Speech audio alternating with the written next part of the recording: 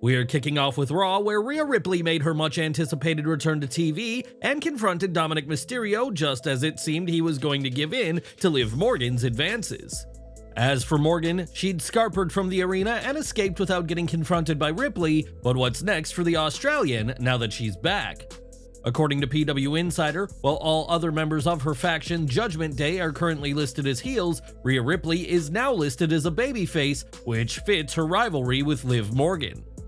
Ripley has been very popular with fans for a long time, and her return has been no different, as it amassed over 1 million views on YouTube in under 12 hours after being shared.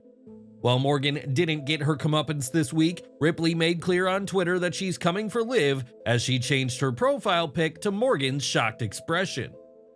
This marked Ripley's first Raw appearance since April, where she vacated the Women's World Championship, and things went exactly as WWE has had planned for a while. Fightful Select reports that Ripley's return had been discussed internally for almost a month, and that the timing for her comeback was always set for the Raw after Money in the Bank. After so long away, fans are excited to see what comes next, and whether what happened on this week's Raw will mark the end of her relationship with Dirty Dom. Interestingly, Ripley may have already revealed what's to come, as when she returned, eagle-eyed fans will have spotted a slight change to her makeup.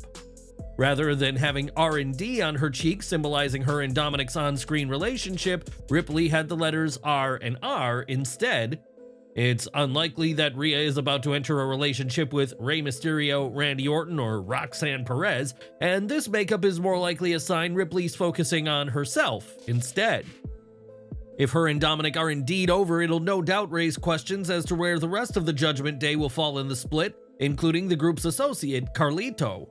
Though he's represented the group several times, Carlito has yet to officially be made a member on WWE TV, and Fightful's report made clear that Carlito is not listed as a member of the group. One name who is a member and has been for some time now is Finn Balor, and fans can expect to see much more of him in the years to come. During an appearance on What's the Story, the Judgment Day member and reigning World Tag Team Champion confirmed that he has signed a 5-year contract extension with WWE. Balor was excited as he spoke about the contract extension and recalled thinking at 20 that reaching his 30th birthday in the industry would be an achievement. Now in his 40s, Balor admitted that he wondered whether WWE still wanted him to continue and how his body would hold up, but the two sides reached an extension after several talks. Balor went on to call this a strange yet positive time for him, as after his debut in 2014, Balor should remain under contract with WWE until 2029 at the earliest. Do you think WWE is booking Finn Balor the right way, or can it be improved? Is another world title reign a possibility now that he signed an extension? Let us know down in the comments. On Raw, CM Punk opened the show and addressed costing Drew McIntyre the World Heavyweight title again before urging Adam Pearce to lift McIntyre's suspension. Instead of the Raw GM though, Punk was confronted by Seth Rollins, who because of Punk also came up short in the world title match against Damian Priest at Money in the Bank. Punk gave an apology though admitted that he wasn't that sorry, and Rollins laid into Punk, accusing him of gaslighting and burning bridges elsewhere, reigniting their feud in the process. Rollins made the very genuine point that if not for Punk, he would have stood in the ring as World Heavyweight Champion, and it appears a match could be around the corner. On Wrestling Observer Radio, Dave Meltzer said WWE could go for a triple threat featuring Punk, McIntyre, and Rollins that would replace the Drew-Punk singles match at SummerSlam. While a singles match between Punk and McIntyre was initially planned, the intense build-up towards Punk versus Rollins may ease off if it remains a singles contest. When Punk returned to WWE, a feud with Rollins emerged, but because of CM Punk's injury, the two have yet to wrestle since his comeback. This would also give Seth Rollins a role at SummerSlam, as we know he won't be challenging Damian Priest, who will instead be defending his title against Gunther in Cleveland. On Raw, Priest threw out the rule that said Rollins can't challenge him for the title and said he's ready to go to war with Seth, but such a match will have to wait until after SummerSlam. In the meantime, a triple threat could be an excellent use of 3 of WWE's very top stars. And what do you make of this idea? Let us know in the comments section below. Over to AEW, and Tony Khan is certainly passionate about his company, but that passion has led to some outbursts on social media, which many feel hurt AEW more than it helps. Now Khan's social media activity is under great scrutiny after a wrestling fan reported AEW to the FBI, alleging that the company is inciting doxing. A user by the name of Technability took to Twitter to say that AEW, under Khan's ownership, has encouraged fans to engage on doxing, which is exposing info and data of individuals. He further alleged that this behavior went unchecked by the company, though despite the serious claim, Technability has since deleted his Twitter account after filing the complaint. For the record, we could not find an example of Khan explicitly encouraging anyone to dox this account, and it's likely Khan will not address these claims publicly. The situation underscores the extreme levels of toxicity and tribalism present in wrestling, and what do you make of this situation? Give your thoughts below. Over to NXT next, as new NXT champion Ethan Page relished in the fact that it took him just 6 weeks from debuting to take over the show, and declared this the era of ego. Trick Williams emerged, hungry for a rematch, and Shawn Spears was also out to take credit for Page's win to the sound of "You Screwed Trick" chants. Javon Evans reminded both heels that he almost beat them on Sunday before a brawl broke out, and this was a solid opener carried heavily by the new NXT champion. It didn't take long for Page to show why he's the NXT champion, as he's one of the most confident promos in NXT and didn't skip a beat when interrupted. Logic dictates that Trick should get the first shot against Page, but that match may wait for a bigger show, and in fact, the most exciting potential challenger could be Oro Mensah. Mensah has sold himself as someone gunning for Page more than anyone, even Trick, and he just needs to prove he deserves a shot at the NXT title. NXT also saw Brooks Jensen have a sit-down with Ava, and the second generation apologized for his actions as of late and admitted he lost control. Jensen owned what he did and said he has a good support system now, and Ava said that while she and Shawn Michaels considered releasing him, they're granting him a second chance. This was a second chance Jensen would make the higher-ups quickly regret, as not long after being reinstated he attacked Javon Evans backstage, rendering him unable to compete.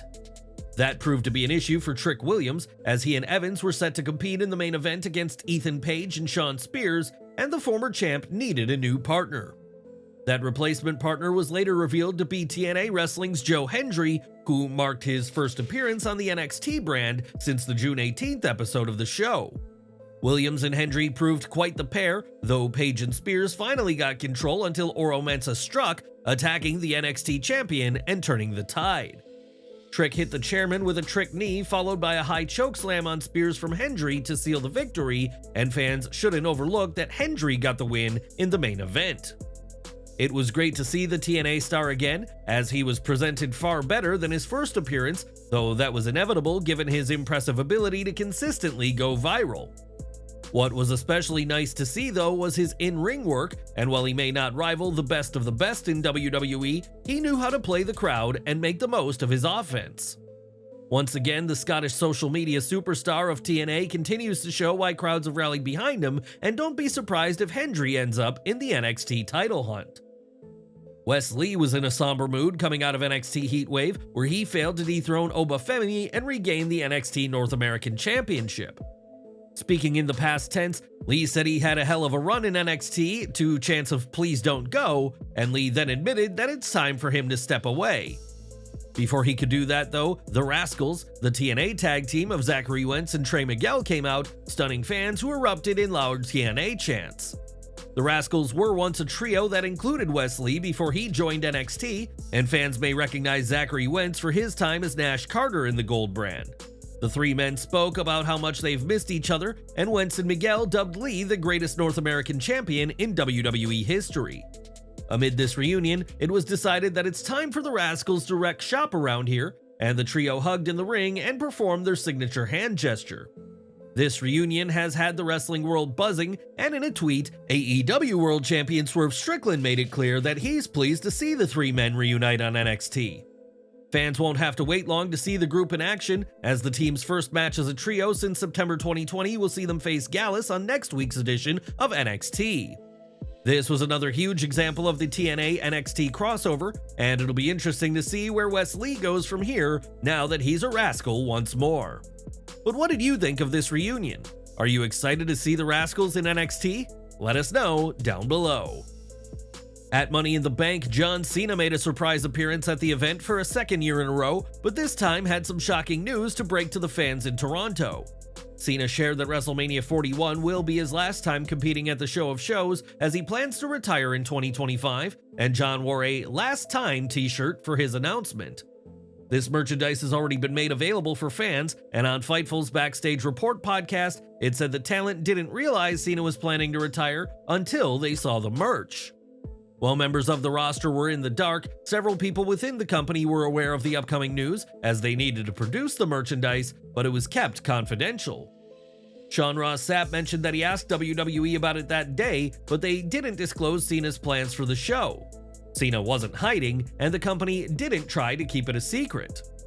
The specifics of Cena's retirement tour are yet to be announced, but Cena has confirmed that his in-ring career will end in 2025 in what'll truly be the end of an era. Cena has addressed his retirement in recent years, but now we know it's coming very soon, and we're hoping WWE gives John a fitting send-off after a legendary career in the ring. This week, WWE confirmed that they have signed ESPN broadcaster Joe Tessitore, who is set to commentate alongside Corey Graves and Wade Barrett later this year. On Twitter, Triple H praised Tessitore as the perfect addition to WWE's announce team, and can't wait to see Tessitore bring his unique level of excitement to the company. Joe Tessitore's extensive broadcasting experience brings credibility to the announce team, and if Pat McAfee is any indicator, expect plenty of excitement from WWE's newest hiring. With NXT Heatwave in the history books, the Gold brand is looking towards its future, as the next NXT Premium Live event has been confirmed. It's been announced that NXT's next PLE will take place on September 1st of this year, and we'll see the superstars arrive in Denver, Colorado for NXT No Mercy. Last year's event was a hit with fans and saw an incredible Extreme Rules match with Becky Lynch and Tiffany Stratton, and the roster will have to try and top that this September in Denver. More from NXT Heatwave, as the show has been a hit with fans, with the exciting NXT title change at the end of the show putting a bow on the night's festivities. Fightful Select reports that WWE officials were over the moon for the reception to Heatwave and the actual performances from the talent associated with the show. Interestingly, it was noted that the show's 6-match card looked very different than what the general plan for Heatwave was just a few months ago. Their report didn't specify what changes had been made, though it was reported in the past that WWE had hoped for Giulia to work the show prior to her wrist injury. It was also added that there's been talks of adding production changes to NXT, including the use of a possible referee cam, which could debut on NXT TV soon. In the end, NXT Heatwave worked out for the best, and what did you think of the show? Let us know in the comments below.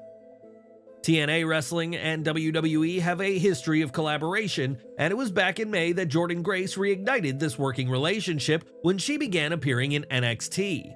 Grace opened the proverbial prohibited portal, an AEW free take on the forbidden door, which many stars have stepped through, and now future plans for the two sides have been revealed. Since Grace, fans have seen the likes of Joe Hendry and Frankie Kazarian in NXT, while Charlie Dempsey and Tatum Paxley have been in TNA, adding to the excitement of both brands. Fightful Select notes that there will be multiple crossovers with NXT and TNA as part of WWE and TNA Wrestling's collaboration, so fans can expect a lot of lines to be crossed, so to say. But how do you think WWE and TNA's collaboration has been progressing so far? What improvements do you think they could make? Let us know in the comments below. Fans have been consistently surprised to see a TNA talent appear on NXT programming, and it appears these crossovers have come as something of a surprise to the TNA roster as well. While speaking on the Gigantic Pop podcast, TNA Knockouts champion Jordynne Grace was asked if she expects to appear again on WWE television following her brief stint earlier this year. Grace said she hopes to make more appearances, and also revealed that TNA talent do not know about crossovers until the last minute, but more crossovers is still the plan. After decades of only acknowledging themselves, it's been great to see WWE embrace the wider wrestling community, and we'll have to see who comes next from TNA to NXT. Another benefit of this collaboration is that it's built a ton of interest into TNA, and there's no shortage of interest for their biggest annual event, Slammiversary 2024. On July 14th, TNA's PCO and Speedball Mike Bailey will be a part of the Montreal Alliance basketball game at the Verdun Auditorium in the city. The wrestlers will participate in multiple promotions before and during the game, offering fans a chance to win tickets to TNA's upcoming shows, and this isn't TNA's only strategy to garner buzz. A local restaurant will serve the TNA Slamming Spicy Pretzel. This unique treat will be available throughout the week, adding a delicious twist to the celebration.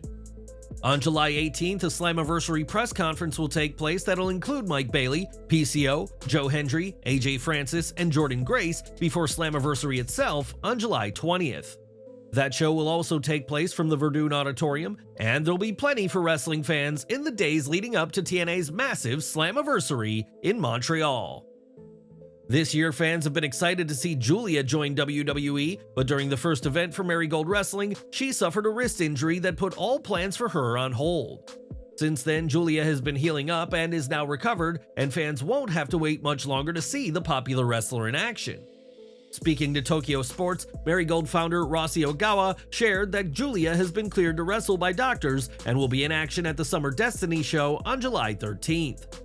Giulia will face Sari and Tokyo at the show, and this show will also see WWE's very own Io Sky take on Utami Hayashishida in the latest example of WWE working well with others. This is certainly fantastic for fans of Giulia since she will now be able to compete and has raised speculation as to when we'll see her wrestle in a WWE ring. WWE is reportedly immensely eager to get her competing as soon as possible, but what do you think should be done with Giulia? Share your thoughts down below.